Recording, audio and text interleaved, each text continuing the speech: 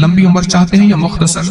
وقت میں برکت چاہتے ہیں؟ میں حیران ہوا، حضرت حکیم الامت رحمت اللہ علیہ کے ایک خلیفہ، ان کا مزاج تھا کہ جب خط ان کا مرید ان کو لکھتا تھا تو اسی خط کی بیک پہ مختصر سا جواب لکھ کے بھیج دیتے تھے۔ اب ذرا جواب سنیں، سوال جو مرشد آپ کی دعاؤں سے، اللہ کی رحمت اور توجہ سے میں روزانہ 1.25 لاکھ دفعہ اس میں ذات کرتا ہوں، اللہ 1.25 لاکھ دفعہ نفی اسبات، 1.25 لاکھ دفعہ درود پاک، 1.25 لاکھ دفعہ استغفار، 10 پارے قرآن کے، 100 نفل، یہ معمولات۔ وہ پرائمری کے ٹیچر بھی تھے، مسجد میں 5 وقت کے امام بھی تھے، جمعہ بھی پڑھاتے تھے، مفتی تھے، لوگوں کو مسائل بھی بتاتے تھے، بال بچے بہت سارے تھے، ان کی روزی روزگار کے لیے محنت بھی کرتے تھے، اسکول میں وقت بھی دیتے تھے اور یہ معمولات بھی کرتے تھے۔ ایک عقل انسانی تو نہیں مانتی کہ یہ کیا ہے، لیکن رب جس کے وقت میں برکت دے دے، اللہ کے لیے کون سی دیر ہے۔ ہم تو اپنے وقت میں برکت ہی چھنوا بیٹھے، ہمارے وقتوں میں برکت ہی ختم، ہماری زندگی میں برکت ہی ختم، ہمارے لمحوں اور ساعتوں میں برکت ہی ختم ہو گئے، ہم تو برکت چھنوا بیٹھے۔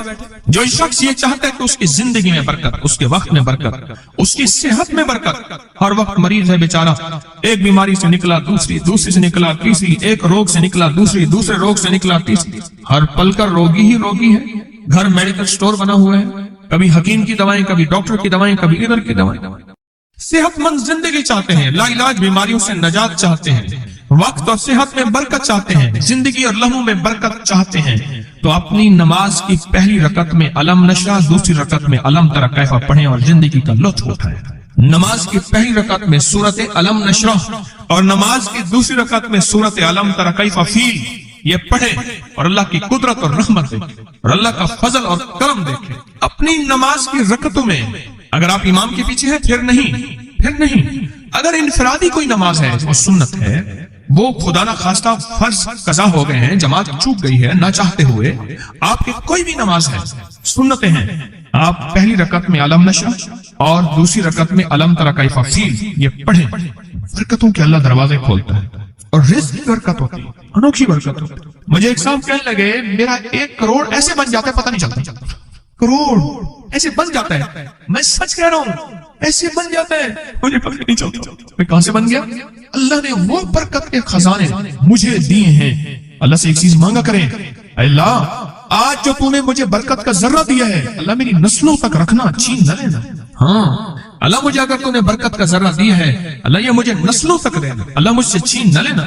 تو برکتوں کے دروازے اللہ کھلوا دے، لا علاج بیماریوں سے نجات دے دے، وقت میں برکت، زندگی میں برکت، سانسوں میں برکت، صحت میں برکت، دولت میں برکت، پیسے میں برکت، نسلوں میں برکت۔ برکت کبھی ختم نہیں ہوتی، کثرت ختم ہو جاتی ہے۔ کتی کتنے بچے دیتی ہے؟ 7، 10، 11۔ اور بکری کتنے بچے دیتی ہے؟ 1، کوئی 2۔ اللہ نے آنکھوں سے دکھایا ہے کہ بکری میں برکت ہے، اس کی وجہ یہ ہے کہ بکری میں حلال ہے اور برکت ہے، اور کتے میں کثرت ہے اور حرام ہے۔ اللہ کتوں کو ختم کر کے دکھاتا ہے، اللہ حلال کو بڑھا کے آنکھوں سے دکھاتا ہے۔ پہلی رکعت میں سورت علم نشرح اور دوسری رکعت میں سورت فیل، کمال چیز ہے۔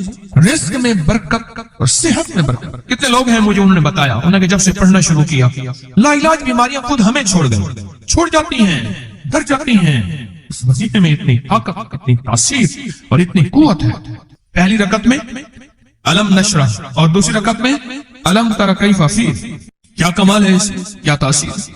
معمول بنائیں گے اور اس سے ایک انوکھی روحانی کیفیت شروع ہوتی ہے۔ اگر میں اس کے واقعات بتانا شروع کر دوں، میرے پاس بے بہا واقعات ہیں۔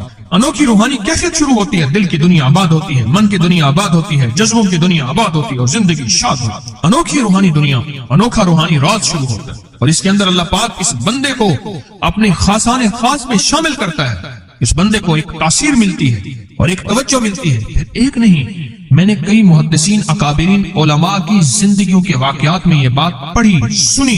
کئی بوڑھے بزرگوں کی زندگی میں ملنے گیا تو میں نے ان سے کہا جی پہلی رکعت میں اگر علم نشرح، دوسری رکعت میں علم تری کیف پڑھ لی جائے، اس کا کوئی فائدہ آپ کی نظر سے گزرا؟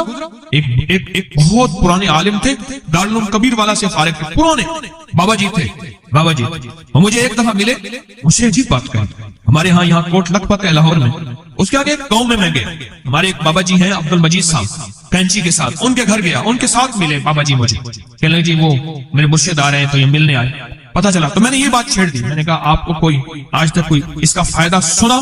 کہ جب ہمیں سبق یاد نہیں ہوتا تھا اور ہم بھول جاتے تھے، ہمارے استاد کہتے تھے تم نماز میں یہ پڑھا کرو، نوافل میں پہلی رکعت میں علم نشرح، دوسری میں علم تر کیفا، اور کہاں ہمیں سبق یاد ہو جاتا تھا اور ہم ہر چیز پڑھ لیتے تھے، اور امتحان کے دنوں میں ہم جب اچھے نمبروں میں پاس ہونا چاہتے تھے ہم یہی وظیفہ پڑھتے تھے۔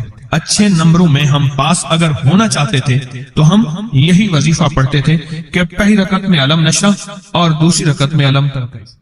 خواجہ حسن نظامی تھے، حضرت نظام الدین اولیاء رحمۃ اللہ علیہ کے مزار کے گدی نشین تھے۔ آج سے تقریباً 70 سال پہلے مزار کے گدی نشین تھے، قلم کار بھی تھے، شاعر بھی تھے، ایک اچھے انسان، بھلے آدمی تھے۔ وہ اپنے واقعہ سناتے ہیں، وہ کہتے ہیں کہ میں سو رہا تھا، میں نے محسوس کیا کہ میرے جسم سے گوشت ختم ہو گیا، کئی سالوں کا مردہ ہوں اور میری ہڈیاں ہیں، صرف ہڈیاں ہیں، اور ان ہڈیوں کے ارد گرد کوئی بندہ ہے آ گیا، ارد گرد بندے آ گئے، بہت سارے افراد آ گئے اور مجھے کوڑے سے مار رہے ہیں، میں چیخ رہا ہوں اور میری آواز کوئی نہیں سن رہا۔ انہوں نے چند بار کوڑے مارے ہی تھے، تھوڑی دیر ہوئی، گونج پیدا ہوئی، اور اس گونج کے اندر ایک لہریں تھیں جو آ کے ان کو لگی اور ان کے ہاتھ سے کوڑے گر گئے، پھر لگی وہ خود گر گئے، پھر لگی وہ مٹی ہو گئے، پھر لگی وہ گونج آ رہی ہے، قریب آ رہی ہے اور ان کی مٹی اڑ گئی، اور وہ پھر لگی وہ صفا ہستی سے مٹ گئے، وہ گونج آ کے مجھے لگی، راحت کا ذریعہ بن گئی، جو کوڑوں کی تکلیف تھی وہ ٹھنڈک، اور آ کے وہ میرے اوپر چھاؤں بن گئی، اور میں اس میں دب گیا، میں اس میں چھپ گیا۔ میں نے پوچھا کیا تھا؟ کہا تیرے حاسد تھے، تیرے دشمن تھے، جادوگر تھے، ظالم تھے، تکلیف دینے والے، تجھے مٹا دینے والے، تیرے ساتھ انتقام لینے والے، تیری خوشیوں کو ختم کرنے والے، تجھے غم کے زہر کا پیالہ پلانے والے، تیری راحت کو چھیننے والے، تیری زندگی کو تلخ بنانے والے، تیری خوشیوں پہ خوش نہ ہونے والے، یہ سارے کے سارے وہ ظالم تھے۔ اور کہا یہ کیا تھا؟ کہا کسی بے چین کی دعا آئی تھی، تیرا کام کر گئی۔ کہا وہ کہاں سے آئی تھی؟ کہا تجھے خبر ہی نہیں، تو نے کسی بے چین کو راحت پہنچائی تھی، اور راحت اللہ کی بارگاہ میں اتنی وزنی بن گئی کہ اللہ نے اس کی دعا کو تیرے لیے راحت کا ذریعہ بنایا، تو نے اس کو راحت پہنچائی تھی، اس کی دعاؤں نے تجھے راحت۔ ہمیں دعاؤں کی ضرورت ہے، کہا سن لینا، آج ایک موتی دے رہا ہوں، ساری زندگی یاد رکھنا۔ کہا جو مرشد کی اور والدین کی سختیوں اور تلخیوں کے باوجود بھی دل سے تابعداری کرتا رہا اور خدمت کرتا رہا، مرشد کی اور والدین کی سختیوں اور تلخیوں کے باوجود تابعداری کرتا رہا اور خدمت دل سے